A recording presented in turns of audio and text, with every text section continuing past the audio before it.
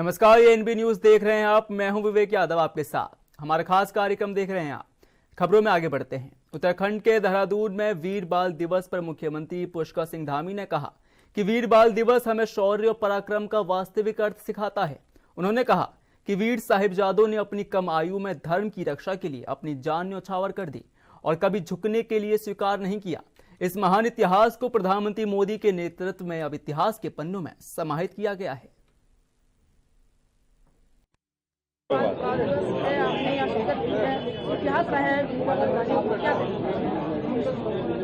मैं सबसे पहले तो गुरु घर को प्रणाम करता हूँ और जो वीर बाल दिवस वास्तव में एक ऐसा दिन है जो हमको याद दिलाता है कि यदि धर्म, संस्कार, स्वाभिमान, पराक्रम, बहादुरी हो तो उसके लिए कोई आयु नहीं होती है। इस आयु में भी उन्होंने धर्म की रक्षा की। गुरु गोविंद सिंह जी के साहिबजादों ने अपने को कुर्बान कर दिया, अपना बलिदान कर दिया, लेकिन उन्होंने इतना स्वीकार नहीं किया। लेकिन देश की आज़ादी के बाद लंबे समय तक ये हमारे इतिहास के पन्नों में इसको हमारी आने वाली पीढ़ियों को पढ़ाया जाना चाहिए। उसको इतिहास से गायब रखा गया, इतिहास के पन्नों से अलग रखा गया। लेकिन आदरणीय प्रधानमंत्री श्री नरेंद्र मोदी जी ने वीर साहिबजादों को दशमेश गुरु गोविंद सिंह जी के परिवार में जिस प्रकार का धर्म की रक्षा के लिए, स्वाभिमान की रक्षा के लिए, देश की रक्षा के लिए जो बहादुरी दिखाई, जो बलिदान दिया, उसको आज इतिहास के पन्नों में ला दिया गया। देश और दुनिया के सामने लाकर सच में उनको सही सम्मान देने का काम किया है।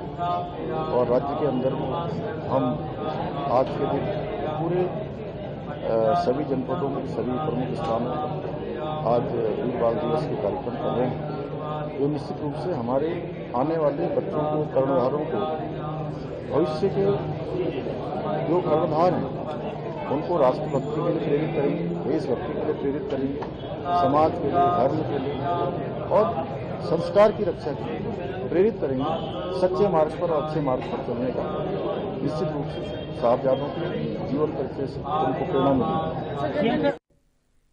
वहीं उत्तराखंड के नैनीताल में वीर बाल दिवस के अवसर पर मुख्यमंत्री पुष्कर सिंह धामी ने नैनीताल स्थित श्री गुरुद्वारा साहिब में मत्था टेका और साहिबजादे बाबा जोरावर सिंह की और बाबा फतेह सिंह जी को श्रद्धांजलि अर्पित की। सीएम धामी ने कहा कि यह दिन केवल स्मरण का नहीं बल्कि उन वीर और त्याग की भावना को आत्मसात करने का है जो इन साहिबजादों ने धर्म, सत्य और राष्ट्र की रक्षा के लिए दिखाया। उन्होंने इन वीर बालकों की दृढ़ता और साहस को ऐतिहासिक बताया।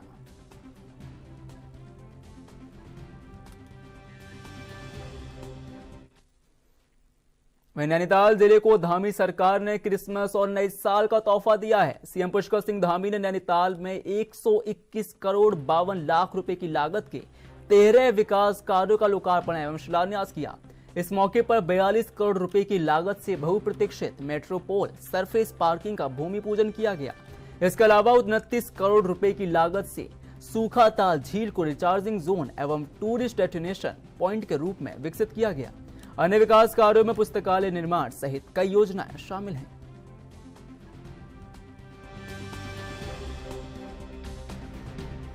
हमारा पर्यटन की दृष्टि से अत्यंत ही महत्वपूर्ण है, जहाँ देश दुनिया के सैलानी आते हैं, पर्यटक आते हैं बड़ी संख्या में।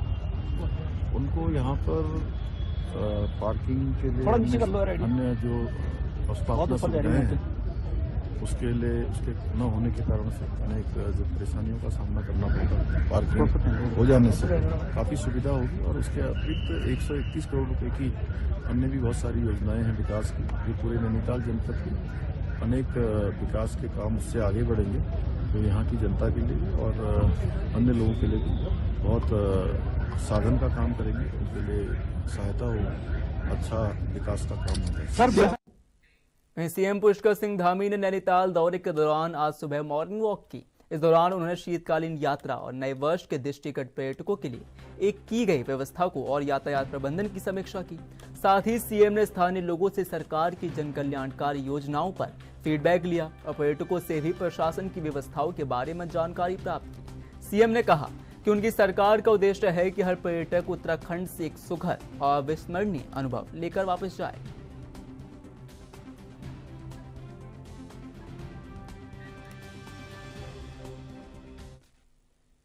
वहीं देहरादून के सर्वे चौक स्थित IRDT ऑडिटोरियम में बाल आयोग ने वीर बाल दिवस के उपलक्ष्य में विशेष सांस्कृतिक कार्यक्रम का आयोजन किया। इस कार्यक्रम में बच्चों को देश के वीर सपूतों के बलिदान और उनकी आदर्शों से परिचित कराते हुए म्यूजिकल कॉन्सर्ट प्रस्तुत किया गया। बाल आयोग की अध्यक्ष डॉक्टर गीता खन्ना ने कार्यक्रम के महत्व पर बात की और इसे बच्चों में सही मूल्यों, साहस और आदर्शों की स्थापना का माध्यम बताया। उन्होंने आयोजन के लिए हेमकुंड साहिब ट्रस्ट और गुरमंत संगीत विद्यालय को आभार भी व्यक्त किया।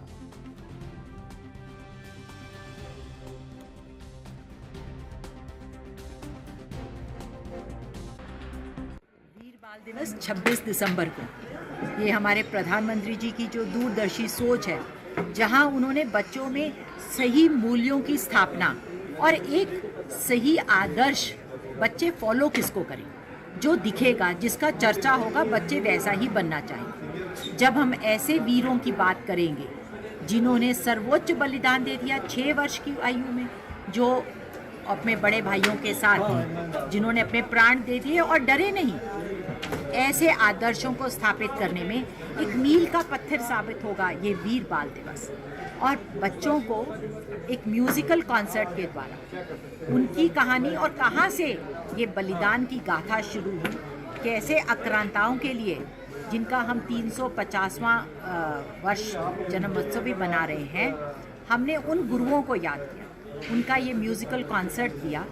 और इसके लिए मैं धन्यवाद देती हूँ हमारे हेमकुंड साहिब ट्रस्ट का, जिन्होंने गुरुमत संगीत विद्यालय में इस तरह के म्यूजिकल कॉन्सर्ट्स तैयार किए हैं, जिसे देखने का अवसर मुझे राजभवन में मिला और मुझे लगा कि बच्चों तक ये ज़रूर पहुंचाना चाहिए ताकि वो सही और सुंदर आदर्श उनके भी मन में स्थापित हो सकें और वो उनको फॉलो करें और हमारे राष्ट्र को एक उन्नत राष्ट्र, एक विकसित भारत 2047 के सपने को पूरा करने में अपना योगदान।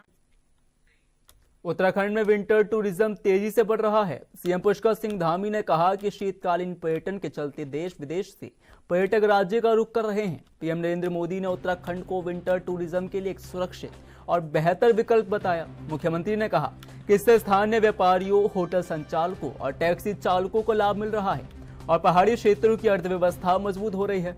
राज्य सरकार पर्यटन को बढ़ावा देने के लिए आधारभूत सुविधाएं मजबूत कर रही है।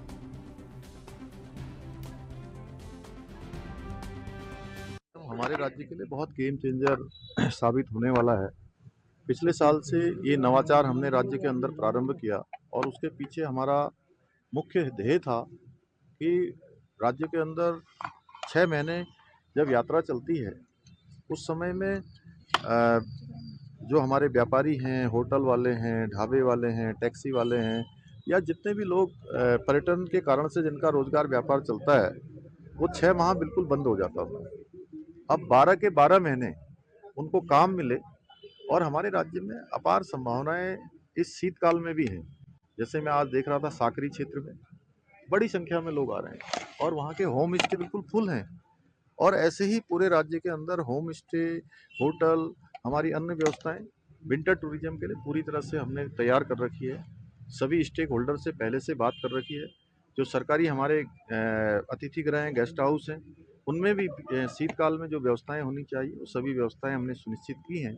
इसलिए हम सबका आह्वान भी करते हैं। हम आदरणीय प्रधानमंत्री जी ने भी स्वयं देशवासियों से आह्वान किया है कि विंटर टूरिज्म में उत्तराखंड में आए तो निश्चित रूप से यहाँ का एक अलग अनुभव उनको होगा। सीएम साहब, मुख्यमंत्री पुष्कर सिंह धामी ने ग्रामीण गढ़वाल समग्र स्वास्थ्य सेवा परियोजना के तहत मोबाइल मेडिकल यूनिट वाहनों का फ्लैग ऑफ किया है। यह परियोजना graphic era institute of medical sciences एवं हॉस्पिटल देहरादून ने मुख्यमंत्री की प्रेरणा से शुरू की है। मुख्यमंत्री ने कहा कि राज्य सरकार का उद्देश्य है कि कोई भी नागरिक भौगोलिक या आर्थिक कारणों से स्वास्थ्य सेवाओं से वंचित न रहे। इस पहल से दूरस्थ गांवों एवं गुणवत्तापूर्ण चिकित्सा सेवाएं पहुंचाना आसान होगा।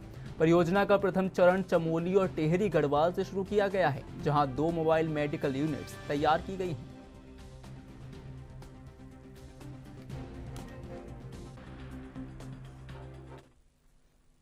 वहीं देश भर में चल रहे सांसद खेल महोत्सव में प्रधानमंत्री नरेंद्र मोदी ने प्रतिभागियों को संबोधित किया। इस दौरान अल्मोड़ा खेल महोत्सव में केंद्रीय सड़क परिवहन राज्य मंत्री अजय टम्टा और भाजपा कार्यकर्ताओं ने शिरकत की। प्रधानमंत्री मोदी ने ऑनलाइन माध्यम से सांसद खेल महोत्सव के खिलाड़ियों में जोश भरा और उन्हें नई ऊर्जाएं दी।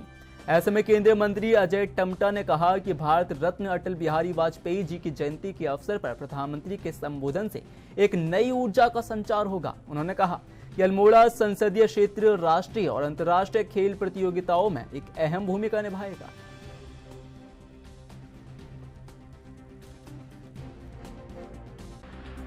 आज हम सबको भी बड़ा गर्व है कि राष्ट्रीय खिलाड़ी के रूप में बहुत सारे हमारे जो खेल रहे खिलाड़ी थे उनसे भी बहुत अच्छा परिचय भी हुआ। उन्होंने भी बहुत अच्छा प्रदर्शन यहाँ चाहे खो खो में है, कबड्डी में है, बैडमिंटन में है, फुटबॉल में है, बॉक्सिंग में है और एथलीट में है। ऐसे बहुत सारे खिलाड़ियों से स्वयं मेरा भी परिचय हुआ और लगातार मैं भी कल 3 दिन हमारे हुए, आज हमारा चौथा दिन है। मैं लगातार सभी खिलाड़ियों के बीच में जाने से मुझे भी एक नई शक्ति और नई ऊर्जा का संचार हुआ है।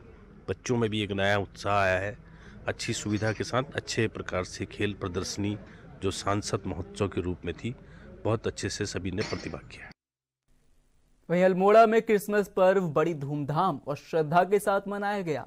इस अवसर पर बड़न मेमोरियल चर्च में प्रभु यीशु मसीह के जन्म दिवस पर विशेष प्रार्थना सभा का आयोजन किया गया, जिसमें ईसाई समुदाय के लोग बढ़ चढ़कर शामिल हुए। चर्च को आकर्षक ढंग से सजाया गया और प्रभु यीशु मसीह की जन्म की खुशियां साझा की गईं।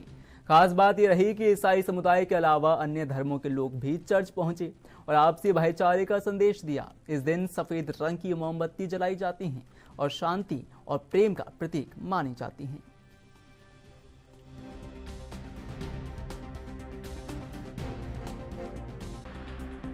आज हम सब लोग पूरे संपूर्ण अपने भारत और उसमें नहीं पूरे विश्व के अंदर क्रिसमस का पर्व बड़े धूमधाम से मना रहे हैं और मैं सभी को क्रिसमस की बहुत बहुत बधाई देता हूं और प्रभु यीशु के जन्म दिवस के रूप में इसको पूरे हर्षोल्लास के साथ मना रहे हैं। और निश्चित रूप से प्रभु यीशु ने कहा कि हमेशा शत्रु कोई भी हो उससे प्रेम रखना चाहिए और एकता का संदेश दिया और बहुत सारी यातनाएं उनने सही। तो कहीं ना कहीं हमें उन प्रभु यीशु से प्रेरणा लेने की आवश्यकता है और हम सबको मिलकर इस अपने संपूर्ण राष्ट्र को विकास से विकसित देश की ओर ले जाने का प्रयास करना चाहिए। और हम सब प्रार्थना करते हैं कि पूरा हमारा भारतवर्ष स्वस्थ रहे, सुरक्षित रहे और पूरी एकता में पिरो के आगे बढ़ते रहे, निरंतर प्रगति करते रहे। चलिए, खबरों का सिलसिला यूं ही जारी रहेगा, पर वक्त है एक छोटे से ब्रेक का।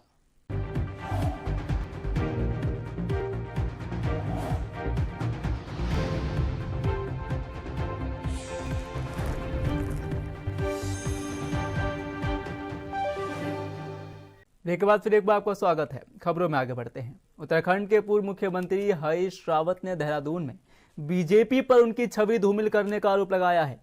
हरीश रावत अपने सैकड़ों कार्यकर्ताओं के साथ बीजेपी प्रदेश मुख्यालय तक मार्च करते हुए नारेबाजी करते नजर आए।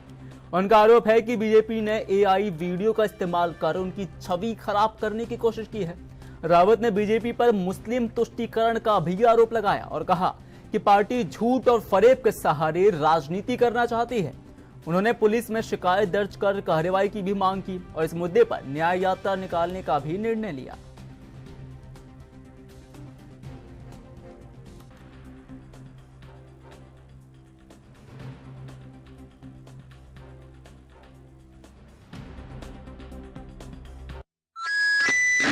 माइक टूट जाएगा।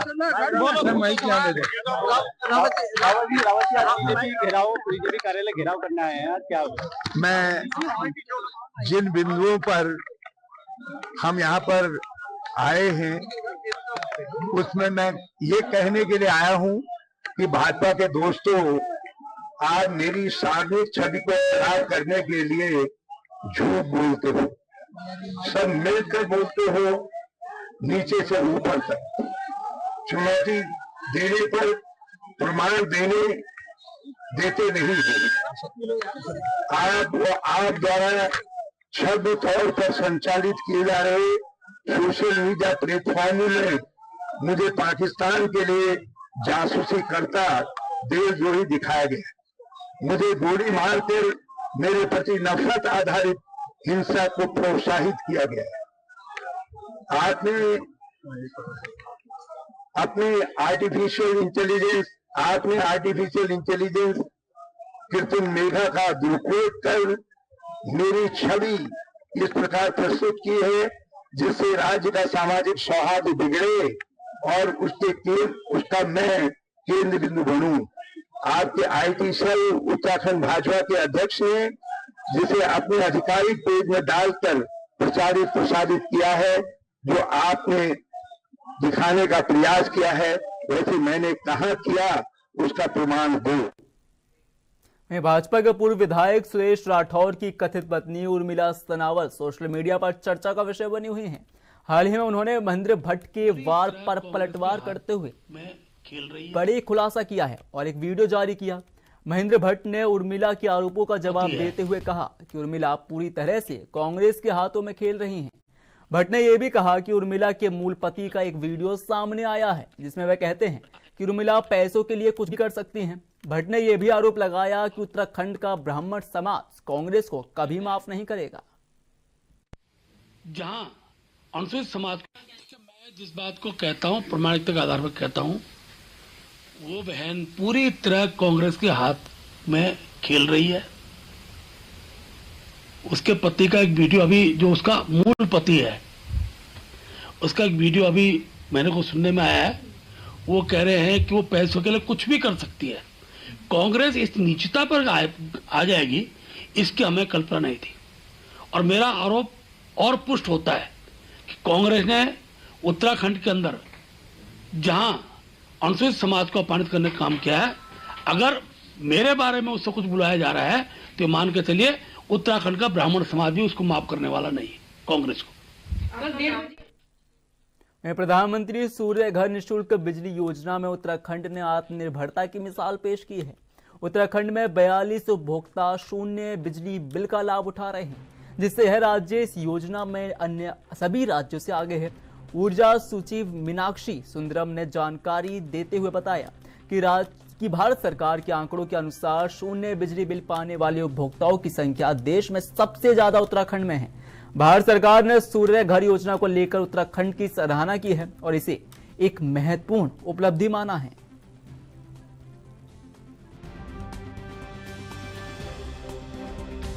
मैं अभी एग्जैक्ट आंकड़ा तो नहीं बता सकता हूं, लेकिन भारत सरकार के डेटा के मुताबिक शून्य बिजली के बिल पाने वाले जो रेजिडेंशियल यूनिट्स हैं उसकी संख्या पूरे देश में उत्तराखंड में सबसे अधिक है।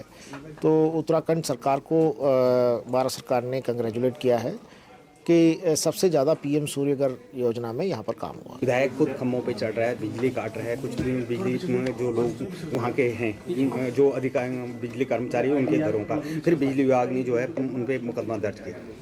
मेरे संज्ञान में नहीं है, मैं पहले मालूम कर लेता हूँ। अंकिता भंडारी हत्याकांड के बाद भाजपा के कई नेता उर्मिला सनावर के निशाने पर हैं। उर्मिला सनावर एक के बाद एक ऑडियो वायरल कर भाजपा नेताओं को बैकफुट पर डाल रही हैं। भाजपा के पूर्व मुख्यमंत्री और वर्तमान हरिद्वार सांसद त्रिवेंद्र सिंह रावत ने कहा कि यह उत्तराखंड के लिए अत्यंत गंभीर मामला है। हालांकि मामला न्यायालय में विचाराधीन है, लेकिन यह खुद दुखी हैं। अगर आरोप सही साबित होते हैं तो इसकी गंभीरता से जांच होनी चाहिए और दोषियों को कड़ी से कड़ी सजा मिलनी चाहिए, चाहे वह कोई भी हो। अब ये बड़ा गंभीर सवाल है, क्योंकि महिलाओं से जुड़ा हुआ है, जो हमारे 50% हमारा समाज है। मुझे लगता है कि अभी कोर्ट उस पर जांच कर रहा है और काफी गंभीर हुआ ये मामला। ये बात सही है, काफी गंभीर मामला सवाल ये बन रहा है। तो निश्चित रूप से इसमें बहुत गहराई तक जाने की जरूरत है और मुझे पूरा विश्वास है कि क्योंकि अभी कोर्ट के विचाराधीन है, तो इसमें सरकारें कोई निर्णय नहीं ले सकती हैं। कोई भी कोई निर्णय नहीं ले सकता, टिप्पणी भी नहीं कर सकता है। सब जुडिस से मामला है।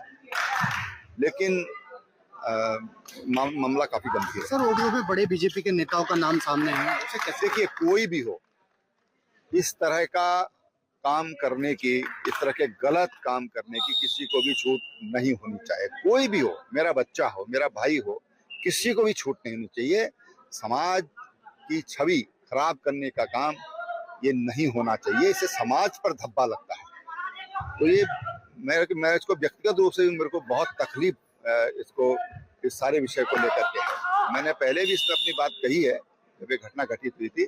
आज भी मैं कहता हूँ कि बहुत गंभीर मसला है और इस पर कोई भी दोषी है उसको बख्शा नहीं जाना चाहिए। कोई भी हो, चाहे कितना बड़ा हो, उसको बख्शा नहीं जाना। में पूर्व पालिका अध्यक्ष शमसुद्दीन ने काशीपुर के रामनगर रोड पर जमीन हड़पने और बाउंड्री तोड़ने के आरोप में पुलिस से कड़ी कार्रवाई की मांग की है। उनका कहना है कि प्रशासन ने अब तक कोई भी ठोस कदम नहीं उठाया है, जिससे दबंगों का वर्चस्व बढ़ रहा है। शमसुद्दीन ने आरोप लगाया कि इस मामले में प्रशासन की निष्क्रियता गंभीर है और उन्होंने पुलिस से भी कार्रवाई की अपील की। अपनी तरफ से कहना चाहूँगा कि हमारी खसरा नंबर 181 में वहाँ पर ज़मीन है, जिसमें 17 तारीख को शक्ति प्रकाश अग्रवाल जी द्वारा रातों रात कब्जा किया गया।